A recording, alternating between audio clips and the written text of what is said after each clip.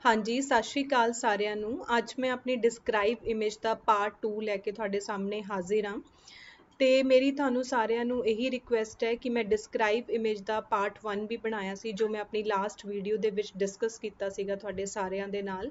ਤੇ ਉਹਦੇ ਵਿੱਚ ਮੈਂ ਕੁਝ ਪੁਆਇੰਟਸ ਡਿਸਕਸ ਕੀਤੇ ਸੀਗੇ ਕਿ ਤੁਸੀਂ ਜੇ ਡਿਸਕ੍ਰਾਈਬ ਇਮੇਜ ਨੂੰ ਚੰਗੀ ਤਰ੍ਹਾਂ ਕਰਨਾ ਚਾਹੁੰਦੇ ਹੋ ਤਾਂ ਤੁਸੀਂ ਸਾਰੀਆਂ ਵੀਡੀਓਜ਼ ਦੇਖਣੀਆਂ ਮੇਰੀਆਂ ਡਿਸਕ੍ਰਾਈਬ ਇਮੇਜ ਦੀਆਂ, ਕਿਉਂਕਿ ਕੋਈ ਵੀ ਪੁਆਇੰਟ ਮਿਸ ਨਹੀਂ ਹੋਣਾ ਚਾਹੀਦਾ। ਐਵੇਂ ਹੀ ਤੁਸੀਂ ਰੀਡ ਅਲਾਊਡ ਤੇ ਰਿਪੀਟ ਸੈਂਟੈਂਸ ਦੀਆਂ ਵੀ ਵੇਖਣੀਆਂ, ਕਿਉਂਕਿ ਹਰ ਵੀਡੀਓ 'ਚ ਕੁਛ ਨਾ ਕੁਛ ਪੁਆਇੰਟਸ ਮੈਂ ਡਿਸਕਸ ਕੀਤੇ ਹੋਏ ਹੈ। ਤੇ ਹੁਣ ਆਪਾਂ ਅੱਜ ਕੁਝ ਕੀ ਪੁਆਇੰਟਸ ਦੀ ਗੱਲ ਕਰਾਂਗੇ ਜੋ ਤੁਸੀਂ ਡਿਊਰਿੰਗ ਡਿਸਕ੍ਰਾਈਬ ਇਮੇਜ ਯਾਦ ਰੱਖਣਾ ਹੈ ਕਿ ਕਿਹੜੇ ਉਹ ਪੁਆਇੰਟਸ ਨੇ। ਤੇ ਸਭ ਤੋਂ ਪਹਿਲਾ ਜਿਹੜਾ ਪੁਆਇੰਟ ਆਉਂਦਾ ਹੈ ਕਿ always give introduction of the image. ਜੋ ਮੈਂ ਤੁਹਾਨੂੰ ਕਿਹਾ ਸੀਗਾ ਕਿ title of the image means ਤੁਹਾਨੂੰ ਪਤਾ ਹੋਣਾ ਚਾਹੀਦਾ ਹੈ ਕਿ ਜੋ ਇਮੇਜ ਹੈਗੀ ਆ ਉਹ ਕਿਸ ਬਾਰੇ ਗੱਲ ਕਰ ਰਹੀ ਹੈ। ਕਈ ਇਮੇਜ ਦੇ ਵਿੱਚ ਮਤਲਬ ਮੋਸਟ ਆਫ ਦੀ ਇਮੇਜ ਦੇ ਵਿੱਚ ਜਿਹੜਾ ਇੰਟਰੋਡਕਸ਼ਨ ਪਾਰਟ ਹੈ ਉਹ ਗਿਵਨ ਹੁੰਦਾ ਹੈ, ਹੈਡਿੰਗ ਹੁੰਦਾ ਹੈ ਇਮੇਜ ਦਾ, ਕਿ what is presented in the image means image ਦੇ ਵਿੱਚ ਕੀ ਪ੍ਰੈਜ਼ੈਂਟ ਹੋ ਰਿਹਾ ਹੈ। ਇਨ ਕੇਸ ਅਗਰ ਤੁਹਾਡੇ ਕੋਲ ਕੋਈ ਫੋਟੋ ਆਉਂਦੀ ਹੈ ਜਾਂ ਫਿਰ ਤੁਹਾਡੇ ਕੋਲ ਕੋਈ ਫਲੋਰ ਪਲਾਨ ਆ ਰਿਹਾ ਹੈ ਜਾਂ ਇਨ ਕੇਸ ਕੋਈ ਪ੍ਰੋਸੈਸ ਡਾਇਗਰਾਮ ਵੀ ਹੋ ਸਕਦਾ ਹੈ, ਤਾਂ ਤੁਸੀਂ ਉੱਥੇ ਟਰਾਈ ਕਰਨਾ ਹੈ ਕਿ ਤੁਸੀਂ ਖੁਦ ਇੱਕ ਇਮੇਜ ਨੂੰ ਟਾਈਟਲ ਦਿਓ, ਕਿਉਂਕਿ ਟਾਈਟਲ ਇਜ਼ ਮੋਸਟ ਇੰਪੋਰਟੈਂਟ। ਕਿਉਂਕਿ ਜੇ ਤੁਹਾਨੂੰ ਇਹੀ ਨਹੀਂ ਪਤਾ ਹੋਏਗਾ ਕਿ ਇਮੇਜ ਤੁਸੀਂ ਕਿਸ ਬਾਰੇ ਗੱਲ ਕਰ ਰਹੇ ਹੋ, ਇਮੇਜ ਦੇ ਵਿੱਚ ਪ੍ਰੈਜ਼ੈਂਟ ਕੀ ਹੋ ਰਿਹਾ, ਤਾਂ ਉਸ ਨੂੰ ਅੱਗੇ ਸਮਝ ਹੀ ਨਹੀਂ ਆਏਗਾ ਸੌਫਟਵੇਅਰ ਨੂੰ ਕਿ ਤੁਸੀਂ ਕੀ ਗੱਲ ਕਰਤੀ, ਤੁਸੀਂ ਕੀ ਬੋਲ ਗਿਆ। ਸੋ ਟਰਾਈ ਕਰਨਾ ਹੈ ਕਿ ਤੁਸੀਂ ਟਾਈਟਲ ਦੇਣਾ ਹੈ ਇਮੇਜ ਨੂੰ, ਜੋ ਵੀ ਤੁਹਾਨੂੰ ਸਮਝ ਆ ਰਿਹਾ ਤੁਸੀਂ ਉਸੀ ਦੇ ਅਕੋਰਡਿੰਗ ਟਾਈਟਲ ਦੇ ਦਿਓ। ਮਤਲਬ ਉਹਨੂੰ ਇੱਧਰ ਉੱਧਰ ਜ਼ਿਆਦਾ ਨਹੀਂ ਸੋਚਣਾ, ਕਿਉਂਕਿ ਇੰਨਾ ਟਾਈਮ ਨਹੀਂ ਹੁੰਦਾ ਤੁਹਾਡੇ ਕੋਲ, ਸਿਰਫ 25 ਸੈਕਿੰਡਸ ਹੀ ਨੇ। ਸੋ ਤੁਸੀਂ ਟਾਈਟਲ ਖੁਦ ਦੇ ਕੇ ਉਹਨੂੰ ਬੋਲਣਾ ਸਟਾਰਟ ਕਰਨਾ ਹੈ। ਤੇ ਨੈਕਸਟ ਹੈਗਾ don't try to use fillers like ਮਤਲਬ ਤੁਹਾਨੂੰ ਇੱਦਾਂ ਦੇ ਫਿਲਰਸ ਨਹੀਂ ਯੂਜ਼ ਕਰਨੇ, ਤੁਸੀਂ ਕੰਟੀਨਿਊਸਲੀ ਬੋਲਣਾ ਹੈ। ਕਿਉਂਕਿ ਕਈ ਵਾਰ ਕੀ ਹੁੰਦਾ ਕਿ ਜਦੋਂ ਤੁਹਾਨੂੰ ਵਰਡ ਸਮਝ ਨਹੀਂ ਆਉਂਦੇ ਕਿ ਮੈਂ ਹੁਣ ਕੀ ਬੋਲਣਾ, ਤਾਂ ਤੁਸੀਂ ਫਿਲਰਸ ਯੂਜ਼ ਕਰਦੇ ਹੋ। ਸੋ ਤੁਹਾਡੀ ਫਲੂਐਂਸੀ ਨੂੰ ਇੰਪੈਕਟ ਕਰਦੇ ਹੈ। ਇਨ ਕੇਸ ਅਗਰ ਤੁਹਾਡੀ ਫਲੂਐਂਸੀ ਇੰਪੈਕਟ ਹੋ ਰਹੀ ਹੈ ਤਾਂ ਤੁਹਾਡੀ ਸਕੋਰਿੰਗ ਵੀ ਕਿਤੇ ਨਾ ਕਿਤੇ ਇੰਪੈਕਟ ਹੋ ਰਹੀ ਹੈ।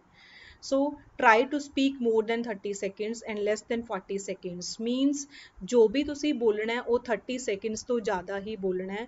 less than 30 seconds ਤੁਸੀਂ ਨਹੀਂ ਬੋਲਣਾ, ਕਿਉਂਕਿ ਜੋ ਅਗਰ ਤੁਸੀਂ 30 seconds ਤੋਂ ਘੱਟ ਵਿੱਚ ਬੋਲ ਰਹੇ ਹੋ, ਕਿਉਂਕਿ ਇੱਕ ਇਮੇਜ ਨੂੰ ਡਿਸਕ੍ਰਾਈਬ ਕਰਨਾ 30 seconds ਦੇ ਵਿੱਚ ਪੋਸੀਬਲ ਨਹੀਂ ਹੈਗਾ। ਸੋ ਤੁਸੀਂ ਹਮੇਸ਼ਾ 30 seconds ਤੋਂ ਜ਼ਿਆਦਾ ਬੋਲਣਾ ਹੈ, ਕਿਉਂਕਿ ਇਮੇਜ ਦੇ ਵਿੱਚ ਕੰਟੈਂਟ ਬਹੁਤ ਜ਼ਿਆਦਾ ਹੈ। ਇਨ ਕੇਸ ਅਗਰ ਕੰਟੈਂਟ ਘੱਟ ਵੀ ਹੈਗਾ ਤਾਂ ਵੀ ਤੁਸੀਂ 30 seconds ਤੋਂ ਜ਼ਿਆਦਾ ਬੋਲਣਾ, ਚਾਹੇ ਤੁਸੀਂ 32 seconds ਹੀ ਬੋਲ ਦਿਓ, ਬਟ ਤੁਸੀਂ ਆਲਵੇਜ਼ ਮਤਲਬ 30 seconds ਤੋਂ ਜ਼ਿਆਦਾ ਹੀ ਬੋਲਣਾ ਹੈ। ਅਗਰ ਤੁਹਾਨੂੰ ਲੱਗਦਾ ਹੈ ਕਿ ਕੰਟੈਂਟ ਘੱਟ ਰਿਹਾ ਤਾਂ ਤੁਸੀਂ ਉਸ ਕੰਟੈਂਟ ਨੂੰ ਰਿਪੀਟ ਕਰ ਦਿਓ, ਬਟ 28 ਜਾਂ 27 seconds ਤੁਸੀਂ ਨਹੀਂ ਬੋਲੋਗੇ, ਕਿਉਂਕਿ ਉੱਥੇ ਤੁਹਾਡੇ ਮਾਰਕਸ ਇੰਪੈਕਟ ਹੋਣਗੇ। ਸੋ ਤੁਸੀਂ 40 seconds ਵੀ ਨਹੀਂ ਬੋਲਣਾ, ਕਿਉਂਕਿ ਟਾਈਮ ਦਾ ਤੁਹਾਡੇ ਕੋਲ 40 seconds ਦਾ ਹੁੰਦਾ। ਤੇ ਕਈ ਬੱਚੇ ਕੋਸ਼ਿਸ਼ ਕਰਦੇ ਆ ਜਦੋਂ ਉਹਨਾਂ ਦਾ ਮਤਲਬ ਪਰਫੈਕਟ ਹੋ ਜਾਂਦੇ ਆ ਬੋਲਣ 'ਚ ਤਾਂ ਉਹ 40 seconds ਹੀ ਬੋਲਦੇ ਆ, ਬਟ 40 seconds ਨਹੀਂ ਬੋਲਣਾ, ਕਿਉਂਕਿ ਜਿਹੜੀ ਤੁਹਾਡੀ ਰਿਕਾਰਡਿੰਗ ਆ 36 37 seconds ਦੀ ਹੀ ਚੱਕਣੀ ਆ ਉਹਨੇ। ਸੋ ਤੁਸੀਂ ਟਰਾਈ ਕਰਨਾ ਕਿ ਤੁਸੀਂ 35 seconds ਦੇ ਵਿੱਚ ਆਪਣੀ ਇਮੇਜ ਨੂੰ ਕਨਕਲੂਡ ਕਰ ਦਿਓ, ਤਾਂ ਕਿ ਤੁਹਾਡੀ ਜਿਹੜੀ ਫਲੂਐਂਸੀ ਆ ਉਹ ਬਣੀ ਰਹੇ, ਕਿਉਂਕਿ ਐਟ ਦੀ ਐਂਡ ਅਗਰ ਤੁਸੀਂ ਵਿੱਚ ਰੁਕ ਗਏ ਤਾਂ ਉਹਦਾ ਕਨਕਲੂਜ਼ਨ ਤੁਹਾਡੀ ਇਮੇਜ ਦਾ ਰਹਿ ਜਾਏਗਾ। So always try to speak more than 30 seconds but less than 40 seconds means 35 to 36 seconds is sufficient. Now next is don't try to cover up every part of the image means ਜੋ ਮੈਂ ਤੁਹਾਨੂੰ ਪਹਿਲਾਂ ਵੀ ਦੱਸਿਆ ਸੀਗਾ ਕਿ ਤੁਸੀਂ ਹਰ part ਨੂੰ cover ਨਹੀਂ ਕਰਨਾ, ਕਿਉਂਕਿ ਕਈ ਇਮੇजेस ਐਵੇਂ ਦੀਆਂ ਹੁੰਦੀਆਂ ਕਿ ਉਹਨਾਂ ਦੇ ਜਿਹੜੇ ਕੁਝ ਵਰਡਸ ਹੁੰਦੇ ਨੇ ਉਹਨਾਂ ਦੀ ਪ੍ਰੋਨਾਂਸੀਏਸ਼ਨ ਦੇ ਵਿੱਚ ਕੁਝ ਸਟੂਡੈਂਟਸ ਨੂੰ ਡਿਫਿਕਲਟੀ ਹੁੰਦੀ ਹੈ। ਮੀਨਸ ਜਿਵੇਂ ਕੰਟਰੀਜ਼ ਦੇ ਨੇਮ ਹੋ ਗਿਆ, ਵੈਸੇ ਤਾਂ ਇਹੀ ਕਿਹਾ ਜਾਂਦਾ ਹੈ ਕਿ ਇਹ ਸੌਫਟਵੇਅਰ ਐਵੇਂ ਡਿਜ਼ਾਈਨ ਹੋਇਆ ਹੈ ਕਿ ਇਹਦੇ ਨਾਲ ਤੁਹਾਡਾ ਜਿਹੜਾ ਪ੍ਰੋਨਾਂਸੀਏਸ਼ਨ ਦਾ ਸਕੋਰ ਹੈ, ਅਗਰ ਤੁਸੀਂ ਕਿਸੇ ਕੰਟਰੀ ਦਾ ਨਾਮ ਗਲਤ ਪ੍ਰੋਨਾਊਂਸ ਕਰਤਾ ਤਾਂ ਉਹ ਇਫੈਕਟ ਨਹੀਂ ਕਰੇਗਾ, ਕਿਉਂਕਿ ਹਰ ਜਿਹੜਾ ਕੰਟਰੀ ਹੈ ਉਹਦਾ ਜਿਹੜਾ ਪ੍ਰੋਨਾਂਸੀਏਸ਼ਨ ਸਟਾਈਲ ਹੈ, ਬੋਲਣ ਦਾ ਸਟਾਈਲ ਹੈ, ਉਹ ਡਿਫਰੈਂਟ ਹੈ ਆਪਣੇ। ਮਤਲਬ ਅਗਰ ਆਪਾਂ ਪੰਜਾਬ ਦੀ ਗੱਲ ਕਰਦੇ ਹਾਂ ਤਾਂ ਪੰਜਾਬੀ ਜਿਹੜੀ ਹੈਗੀ ਆ ਉਹ ਹਰ ਏਰੀਆ ਦੇ ਵਿੱਚ ਡਿਫਰੈਂਟ ਸਟਾਈਲ ਨਾਲ ਬੋਲੀ ਜਾਂਦੀ ਹੈ। ਸੋ ਹਰ ਬੰਦੇ ਦਾ ਆਪਣਾ ਇੰਗਲਿਸ਼ ਬੋਲਣ ਦਾ ਸਟਾਈਲ ਡਿਫਰੈਂਟ ਹੈ। ਸੋ ਤੁਸੀਂ ਇਸ ਚੀਜ਼ 'ਤੇ ਉਹ ਨਹੀਂ ਕਰਨਾ ਕਿ ਹਾਂ ਇਹ ਮੈਂ ਠੀਕ ਪ੍ਰੋਨਾਊਂਸ ਕਰ ਰਿਹਾ ਜਾਂ ਨਹੀਂ ਪ੍ਰੋਨਾਊਂਸ ਕਰ ਰਿਹਾ। ਇਨ ਕੇਸ ਅਗਰ ਤੁਹਾਡੇ ਦਿਮਾਗ 'ਚ ਕੋਈ ਡਾਊਟ ਆ ਰਿਹਾ ਕਿ ਪਤਾ ਨਹੀਂ ਮੈਂ ਠੀਕ ਬੋਲਣਾ ਹੈ ਜਾਂ ਮੇਰੇ ਤੋਂ ਠੀਕ ਪ੍ਰੋਨਾਊਂਸ ਹੋਏਗਾ, ਤਾਂ ਤੁਸੀਂ ਉਸ ਚੀਜ਼ ਨੂੰ ਛੱਡ ਦਿਓ, ਉਹ ਜ਼ਿਆਦਾ ਬੈਟਰ ਹੈ। ਕਿਉਂਕਿ ਜੇ ਤੁਸੀਂ ਉੱਥੇ ਅਟਕ ਗਏ ਤਾਂ ਫਿਰ ਅੱਗੇ ਵੀ ਤੁਸੀਂ ਅਟਕੋਗੇ ਤਾਂ ਉਹ ਤੁਹਾਡੀ ਫਲੂਐਂਸੀ ਤੇ ਪ੍ਰੋਨਾਂਸੀਏਸ਼ਨ ਨੂੰ ਇੰਪੈਕਟ ਕਰੇਗਾ। ਕੰਟੈਂਟ ਤਾਂ ਪਹਿਲਾਂ ਹੀ ਇੰਪੈਕਟ ਹੋ ਰਿਹਾ ਸੀ। So focus on simple words that you can speak easily, ਜੋ ਤੁਸੀਂ ਬਹੁਤ ਵਧੀਆ ਤਰੀਕੇ ਨਾਲ, ਸੌਖੇ ਤਰੀਕੇ ਨਾਲ ਈਜ਼ਲੀ ਪ੍ਰੋਨਾਊਂਸ ਕਰ ਸਕਦੇ ਹੋ, ਤੁਸੀਂ ਉਹੀ ਵਰਡਸ ਤੇ ਫੋਕਸ ਕਰਨਾ ਹੈ।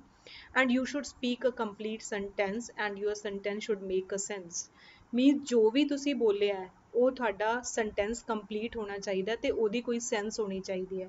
ਸੈਂਸ ਦਾ ਮਤਲਬ ਇੱਥੇ ਇਹ ਹੈ ਕਿ ਜੇ ਤੁਸੀਂ ਪਹਿਲੇ ਪੁਆਇੰਟ ਦੇ ਵਿੱਚ ਇਮੇਜ ਦਾ ਟਾਈਟਲ ਦੱਸਿਆ ਤਾਂ ਦੂਜੇ ਪੁਆਇੰਟ ਦੇ ਵਿੱਚ ਤੁਸੀਂ ਇਹ ਦੱਸਣਾ ਉਹਦੀ ਐਕਸ ਐਕਸਿਸ ਤੇ ਵਾਈ ਐਕਸਿਸ ਦੇ ਵਿੱਚ ਕੀ ਹੈਗਾ, ਤੇ ਉਸ ਤੋਂ ਬਾਅਦ ਉਹਦੀ ਮੈਕਸਿਮਮ ਵੈਲਿਊ ਕਿਹੜੇ ਪੁਆਇੰਟ ਤੇ ਹੈ, ਮਿਨੀਮਮ ਵੈਲਿਊ ਕਿਹੜੇ ਪੁਆਇੰਟ ਤੇ ਹੈ, ਤੇ ਫਿਰ ਉਸ ਤੋਂ ਬਾਅਦ ਤੁਸੀਂ ਇਮੇਜ ਨੂੰ ਕਨਕਲੂਡ ਕਰਨਾ ਹੈ। ਸੋ ਤੁਸੀਂ ਇਸ ਚੀਜ਼ ਤੇ ਫੋਕਸ ਕਰਨਾ ਹੈ ਕਿ ਜਿਹੜਾ ਵੀ ਪੁਆਇੰਟ ਤੁਸੀਂ ਬੋਲ ਰਹੇ ਹੋ ਉਹਦੀ ਕੋਈ ਗ੍ਰਾਮੈਟੀਕਲ ਸੈਂਸ ਹੋਣੀ ਚਾਹੀਦੀ ਹੈ, ਮੀਨਸ ਤੁਸੀਂ ਕੀ ਦੱਸ ਰਹੇ ਹੋ। ਐਦਾਂ ਨਹੀਂ ਹੈ ਕਿ ਜੋ ਦਿਮਾਗ 'ਚ ਆਇਆ ਮਤਲਬ ਤੁਹਾਨੂੰ ਦਿਖਿਆ ਤੁਸੀਂ ਬਸ ਉਹ ਬੋਲਦੇ ਚਲੇ ਗਏ। ਫਲੂਐਂਸੀ ਤਾਂ ਠੀਕ ਹੈ, ਬਟ ਤੁਸੀਂ ਸੈਂਸ ਵੀ ਦੇਖਣੀ ਹੈ ਕਿ ਉੱਥੇ ਕੁਝ ਸੈਂਸ ਬਣ ਰਹੀ ਹੈ ਤੁਹਾਡੇ ਕੁਝ ਬੋਲਣ ਦੀ। ਸੋ ਇਸ ਚੀਜ਼ ਦਾ ਤੁਸੀਂ ਧਿਆਨ ਰੱਖਣਾ ਹੈ। ਤੇ ਅੱਗੇ ਆਉਂਦਾ ਯੂਜ਼ ਪ੍ਰੋਪਰ ਪ੍ਰੋਨੰਸੀਏਸ਼ਨ ਐਂਡ ਇੰਟੋਨੇਸ਼ਨ। ਇੰਟੋਨੇਸ਼ਨ ਦਾ ਮਤਲਬ ਇਹ ਹੈਗਾ ਕਿ ਜੇ ਤੁਹਾਨੂੰ ਲੱਗ ਰਿਹਾ ਕਿਸੇ ਕੰਟਰੀ ਦਾ ਨੇਮ ਹੈ ਜਾਂ ਕੁਝ ਡੇਟਸ ਨੇ ਜਾਂ ਕਈਆਂ ਇਮੇਜ ਦੇ ਵਿੱਚ ਟੈਂਪਰੇਚਰ ਗਿਵਨ ਹੁੰਦਾ ਹੈ, ਤਾਂ ਤੁਸੀਂ ਉਹਨਾਂ ਵਰਡਸ ਤੇ ਸਟ੍ਰੈਸ ਦੇ ਕੇ ਬੋਲਣਾ ਹੈ। ਤੇ ਜਿੱਥੇ ਤੁਹਾਨੂੰ ਲੱਗਦਾ ਹੈ ਕਿ ਥੋੜੀ ਘੱਟ ਸਟ੍ਰੈਸ ਦੇਣ ਦੀ ਲੋੜ ਹੈ ਤਾਂ ਉੱਥੇ ਤੁਸੀਂ ਵਰਡਸ ਤੇ ਘੱਟ ਸਟ੍ਰੈਸ ਦੇਣਾ ਹੈ। ਤੇ ਜਦੋਂ ਵੀ ਤੁਸੀਂ ਬੋਲੋ ਤਾਂ ਉਹ ਕਲੀਅਰ ਬੋਲਣਾ ਹੈ। Now, next is content is not as important as fluency and pronunciation. ਸੋ ਇੱਥੇ ਮੈਂ ਲਿਖਿਆ ਤਾਂ ਇਹੀ ਹੈ ਕਿ ਕੰਟੈਂਟ ਇੰਪੋਰਟੈਂਟ ਨਹੀਂ ਹੈਗਾ, ਬਟ ਅਗਰ ਤੁਹਾਨੂੰ ਲੱਗਦਾ ਹੈ ਕਿ ਤੁਸੀਂ ਪੁਆਇੰਟਸ ਬੋਲ ਸਕਦੇ ਹੋ, ਤੁਸੀਂ ਕੰਟੈਂਟ ਕਵਰ ਕਰ ਸਕਦੇ ਹੋ ਤਾਂ ਤੁਸੀਂ ਟਰਾਈ ਕਰਨਾ ਹੈ। ਬਟ ਐਦਾਂ ਨਹੀਂ ਕਰਨਾ ਕਿ ਤੁਸੀਂ ਕੰਟੈਂਟ ਕਵਰ ਕਰਨ ਦੀ ਕੋਸ਼ਿਸ਼ ਦੇ ਵਿੱਚ ਆਪਣੀ ਫਲੂਐਂਸੀ ਨੂੰ ਇੰਪੈਕਟ ਕਰੋ। So content is important but try to take 5 in fluency and 5 in pronunciation. ਅਗਰ ਤੁਹਾਡੇ 13-14 ਮਾਰਕਸ ਆ ਰਹੇ ਹੈ ਆਊਟ ਆਫ 15 ਤਾਂ ਬਹੁਤ ਬੈਟਰ ਹੈ। ਉਸ ਤੋਂ ਮਤਲਬ 3 ਨੰਬਰ ਅਗਰ ਕੰਟੈਂਟ 'ਚ ਆ ਗਏ ਤਾਂ ਵੀ ਕੋਈ ਜ਼ਿਆਦਾ ਇਸ਼ੂ ਨਹੀਂ ਹੈਗਾ, ਕਿਉਂਕਿ ਇਸ ਮੋਡਿਊਲ ਨੇ ਸਿਰਫ ਸਪੀਕਿੰਗ ਨੂੰ ਹੀ ਕੰਟਰੀਬਿਊਟ ਕਰਨਾ ਹੈ। So how you can achieve better score in describe image, means ਤੁਸੀਂ ਆਪਣਾ ਸਕੋਰ ਕਿਵੇਂ ਵਧਾ ਸਕਦੇ ਹੋ ਡਿਸਕ੍ਰਾਈਬ ਇਮੇਜ ਦੇ ਵਿੱਚ।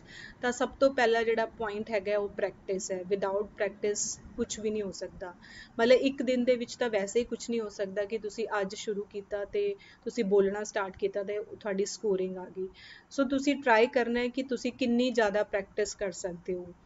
ਨਾਓ initially this task is difficult, ਜਦੋਂ ਤੁਸੀਂ ਸਟਾਰਟਿੰਗ ਦੇ ਵਿੱਚ ਇਹਨੂੰ ਕਰੋਗੇ ਤਾਂ ਤੁਹਾਡਾ ਡਿਫਿਕਲਟ ਲੱਗੇਗਾ, ਤੁਹਾਡੀ ਸਕੋਰਿੰਗ ਨਹੀਂ ਆਏਗੀ, ਤੁਹਾਨੂੰ ਨਹੀਂ ਸਮਝ ਆਏਗਾ ਕਿ ਮੈਂ ਕਿੱਥੇ ਕੀ ਬੋਲਣਾ ਹੈ, ਕਿਹੜੇ ਪੁਆਇੰਟਸ ਬੋਲਣੇ ਹੈ। ਉਹਦੇ ਵਾਸਤੇ ਤੁਸੀਂ ਟੈਂਪਲੇਟਸ ਨੂੰ ਯੂਜ਼ ਕਰ ਸਕਦੇ ਹੋ। ਬਹੁਤ ਸਾਰੇ ਟੈਂਪਲੇਟਸ ਤੁਹਾਨੂੰ ਨੈੱਟ 'ਤੇ ਮਿਲ ਜਾਣਗੇ, ਬਟ ਕਈ ਟੈਂਪਲੇਟਸ ਦੇ ਵਿੱਚ ਉਹ ਬਣਾ ਤਾਂ ਦਿੰਦੇ ਆ ਬਟ ਉਹਨਾਂ ਦੀ ਕੋਈ ਸੈਂਸ ਨਹੀਂ ਹੁੰਦੀ, ਮਤਲਬ ਉਹ ਕਿਸੇ ਲਾਈਨ ਨੂੰ ਕਿਵੇਂ ਵੀ ਰਿਲੇਟ ਨਹੀਂ ਕਰਦੇ। ਅਗਰ ਤੁਸੀਂ ਪਹਿਲੀ ਲਾਈਨ ਬੋਲੀ ਹੈ ਤਾਂ ਜਿਹੜੀ ਦੂਜੀ ਲਾਈਨ ਤੁਸੀਂ ਬੋਲ ਰਹੇ ਹੋ ਪਹਿਲੀ ਨਾਲ ਥੋੜੀ ਰਿਲੇਟ ਹੋਣੀ ਚਾਹੀਦੀ ਹੈ। ਸਿਮਿਲਰਲੀ ਅਗਰ ਤੁਸੀਂ ਤੀਜੀ ਜਾਂ ਚੌਥੀ ਲਾਈਨ ਦੇ ਵਿੱਚ ਮੈਕਸਿਮਮ ਜਾਂ ਮਿਨੀਮਮ ਦੱਸ ਰਹੇ ਹੋ ਤਾਂ ਤੁਹਾਡੀ ਸੈਕਿੰਡ ਲਾਈਨ ਦੇ ਨਾਲ ਉਹਦਾ ਕੁਝ ਸੈਂਸ ਬਣਨਾ ਚਾਹੀਦਾ ਹੈ, ਕਿਉਂਕਿ ਸੈਕਿੰਡ ਲਾਈਨ ਦੇ ਵਿੱਚ ਜੇ ਤੁਸੀਂ ਐਕਸ ਜਾਂ ਵਾਈ ਐਕਸਿਸ ਦੱਸਿਆ ਤਾਂ ਮੈਕਸਿਮਮ ਮਿਨੀਮਮ ਵੀ ਐਕਸ ਜਾਂ ਵਾਈ ਐਕਸਿਸ 'ਤੇ ਹੀ ਤੁਸੀਂ ਕੈਲਕੂਲੇਟ ਕਰੋਗੇ। ਸੋ ਤੁਹਾਡਾ ਜਿਹੜਾ ਟੈਂਪਲੇਟ ਤੁਸੀਂ ਯੂਜ਼ ਕਰ ਰਹੇ ਹੋ ਉਹ ਗ੍ਰਾਮੈਟੀਕਲੀ ਕਰੈਕਟ ਹੋਣਾ ਚਾਹੀਦਾ ਹੈ ਤੇ ਉਹਦੇ ਵਿੱਚ ਲਾਈਨਸ ਕੰਪਲੀਟ ਹੋਣੀਆਂ ਚਾਹੀਦੀਆਂ। ਐਦਾਂ ਨਹੀਂ ਹੈ ਕਿ ਤੁਸੀਂ ਅੱਧਾ ਅਧੂਰਾ ਟੈਂਪਲੇਟ ਯੂਜ਼ ਕਰ ਲਿਆ। ਤੇ ਹਮੇਸ਼ਾ ਉਸ ਟੈਂਪਲੇਟ ਦਾ ਕੁਝ ਕਨਕਲੂਜਨ ਹੋਣਾ ਚਾਹੀਦਾ ਹੈ, ਤੁਸੀਂ ਕਨਕਲੂਡ ਕਿਵੇਂ ਕਰ ਰਹੇ ਹੋ ਇਮੇਜ ਦੇ ਵਿੱਚ। Now using various platform you can prepare yourself before appearing in the final exam। ਉਹ ਤਾਂ ਤੁਸੀਂ ਹੁਣ ਵੀ ਕਰ ਹੀ ਰਹੇ ਹੋਗੇ, ਕਿਉਂਕਿ ਮਤਲਬ ਤੁਸੀਂ ਕਿਸੇ ਨਾ ਕਿਸੇ ਵੈਬਸਾਈਟ 'ਤੇ ਤਾਂ ਪ੍ਰੈਕਟਿਸ ਕਰਦੇ ਹੋ, ਚਾਹੇ AP Uni ਹੈ ਜਾਂ TCY ਹੈ, ਗੁਰੂਲੀ ਹੈਗਾ, ਅਲਫਾ PT ਹੈ, E2 ਟੈਸਟ ਪ੍ਰੈਪਰੇਸ਼ਨ ਹੈ, ਮਤਲਬ ਤੁਸੀਂ ਕਿਸੇ ਵੀ ਵੈਬਸਾਈਟ 'ਤੇ ਪ੍ਰਪੇਅਰ ਕਰ ਸਕਦੇ ਹੋ। ਬਟ ਤੁਸੀਂ ਇਹ ਚੀਜ਼ ਧਿਆਨ ਰੱਖਣੀ ਹੈ ਕਿ ਜੇ ਤੁਹਾਡਾ ਇੱਕ ਵੈਬਸਾਈਟ 'ਤੇ ਮਾਰਕਸ ਆ ਰਹੇ ਆ ਦੂਜੇ 'ਤੇ ਨਹੀਂ ਆ ਰਹੇ ਤਾਂ ਤੁਸੀਂ ਤੀਜੀ ਵੈਬਸਾਈਟ ਨੂੰ ਵੀ ਰੈਫਰ ਕਰ ਸਕਦੇ ਹੋ ਆਪਣੀ ਸਕੋਰਿੰਗ ਚੈੱਕ ਕਰਨ ਵਾਸਤੇ। ਕਈ ਬੱਚੇ ਕੀ ਕਰਦੇ ਆ ਕਿ ਟੈਂਪਲੇਟਸ ਚੇਂਜ ਕਰਨ ਲੱਗ ਜਾਂਦੇ ਆ ਕਿ ਹੁਣ ਮੇਰੇ ਨੰਬਰ ਨਹੀਂ ਆ ਰਹੇ ਤਾਂ ਮੈਂ ਐਦਾਂ ਕਰ ਲਾਂ, ਦੂਜਾ ਟੈਂਪਲੇਟ ਫੋਲੋ ਕਰ ਲਾਂ। ਟੈਂਪਲੇਟ ਤਾਂ ਉਹੀ ਹੈ, ਉਹ ਤਾਂ ਤੁਸੀਂ ਖੁਦ ਵੀ ਚੈੱਕ ਕਰ ਸਕਦੇ ਹੋ ਕਿ ਉਸਦੀ ਕੋਈ ਗ੍ਰਾਮੈਟੀਕਲ ਸੈਂਸ ਬਣ ਰਹੀ ਹੈ ਜਾਂ ਉਹਦੇ ਮਤਲਬ ਉਹ ਟੈਂਪਲੇਟ ਠੀਕ ਹੈਗਾ ਜੋ ਮੈਂ ਤੁਹਾਨੂੰ ਹੁਣ ਦੱਸਿਆ, ਤੁਸੀਂ ਉਸਦੇ ਅਕੋਰਡਿੰਗ ਉਹਨੂੰ ਮੈਚ ਕਰ ਸਕਦੇ ਹੋ।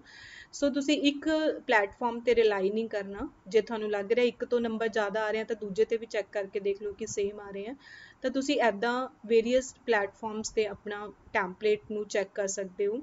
ਤੇ ਉਸ ਤੋਂ ਬਾਅਦ ਅਗਰ ਤੁਸੀਂ ਪ੍ਰੈਕਟਿਸ ਕਰ ਲਈ ਤਾਂ ਤੁਸੀਂ ਸੈਕਸ਼ਨ ਟੈਸਟ ਜਾਂ ਮੌਕ ਟੈਸਟ ਦੇਣੇ ਆ, ਜਿੰਨੇ ਜ਼ਿਆਦਾ ਤੁਸੀਂ ਦੇ ਸਕਦੇ ਹੋ। ਮਤਲਬ ਐਦਾਂ ਨਹੀਂ ਹੈਗਾ ਕਿ ਤੁਸੀਂ ਇੱਕ ਮੌਕ ਟੈਸਟ ਦੇਤਾ ਤੇ ਉਹਦੇ 'ਚ ਨੰਬਰ ਆ ਗਏ ਤਾਂ ਹਾਂ ਮਤਲਬ ਬਸ ਹੁਣ ਮੈਂ ਫਾਈਨਲ ਦਾ ਐਗਜ਼ਾਮ ਭਰਦਾ, ਐਦਾਂ ਕੁਝ ਵੀ ਨਹੀਂ। ਜਿੰਨੇ ਜ਼ਿਆਦਾ ਤੁਸੀਂ ਸੈਕਸ਼ਨ ਜਾਂ ਮੌਕ ਦੇ ਸਕਦੇ ਹੋ ਉਨੇ ਤੁਸੀਂ ਜ਼ਿਆਦਾ ਦੇਣੇ ਹੈ। ਤੇ ਉਸ ਤੋਂ ਬਾਅਦ ਆਪਣੀ ਫਲੂਐਂਸੀ ਤੇ ਪ੍ਰੋਨੰਸੀਏਸ਼ਨ ਐਟ ਦੀ ਐਂਡ ਮੈਂ ਤੁਹਾਨੂੰ ਇਹੀ ਕਹੂੰਗੀ ਕਿ ਤੁਸੀਂ ਉਸ ਤੇ ਫੋਕਸ ਕਰਨਾ ਹੈ, ਜਿੰਨਾ ਤੁਸੀਂ ਕਰ ਸਕਦੇ ਹੋ ਉਹਨੂੰ ਇੰਪਰੂਵ ਕਰਨਾ ਹੈ, ਆਪਣੀ ਵਕੈਬ ਨੂੰ ਇੰਪਰੂਵ ਕਰਨਾ ਹੈ। ਤੇ ਜਿਹੜੇ ਵੀ ਅਨਵਾਂਟਡ ਪੌਜ਼ਸ ਤੁਸੀਂ ਲੈ ਰਹੇ ਹੋ, ਫੋਰ ਐਗਜ਼ਾਮਪਲ ਤੁਹਾਡੀ ਇੱਕ ਲਾਈਨ ਖਤਮ ਹੋ ਗਈ, ਉਸ ਤੋਂ ਬਾਅਦ ਤੁਸੀਂ ਪੌਜ਼ ਲੈ ਲਿਆ, ਤੇ ਉਹਨਾਂ ਨੂੰ ਅਵੋਇਡ ਕਰਨਾ ਹੈ। ਉਹ ਪੌਜ਼ਸ ਨੂੰ ਜਿੰਨਾ ਜ਼ਿਆਦਾ ਅਵੋਇਡ ਕਰੋਗੇ ਉਹ ਬੈਟਰ ਹੋਏਗਾ, ਬਟ ਉਹ ਸਾਰਾ ਕੁਝ ਇੱਕ ਦਿਨ 'ਚ ਨਹੀਂ ਹੋਏਗਾ, ਉਹਦੇ ਵਾਸਤੇ ਤੁਹਾਨੂੰ ਪ੍ਰੈਕਟਿਸ ਕਰਨੀ ਪਏਗੀ। ਤੇ ਇਹ ਅੱਜ ਦੇ ਲੈਕਚਰ ਲਈ ਸਿਰਫ ਇੰਨਾ ਹੀ ਸੀਗਾ। ਉਸ ਤੋਂ ਬਾਅਦ ਮੈਂ ਇਮੇਜ ਦੀਆਂ ਡਿਫਰੈਂਟ ਟਾਈਪਸ ਤੁਹਾਡੇ ਨਾਲ ਡਿਸਕਸ ਕਰਾਂਗੀ ਕਿ ਮਤਲਬ ਇਮੇਜ ਕਿੰਨੀਆਂ ਟਾਈਪਸ ਦੀਆਂ ਹੁੰਦੀਆਂ ਨੇ, ਤੇ ਮੈਂ ਤੁਹਾਨੂੰ ਤਰੀਕਾ ਵੀ ਦੱਸਾਂਗੀ ਕਿ ਤੁਸੀਂ ਕਿਵੇਂ ਇਮੇਜ ਨੂੰ ਡਿਸਕ੍ਰਾਈਬ ਕਰ ਸਕਦੇ ਹੋ।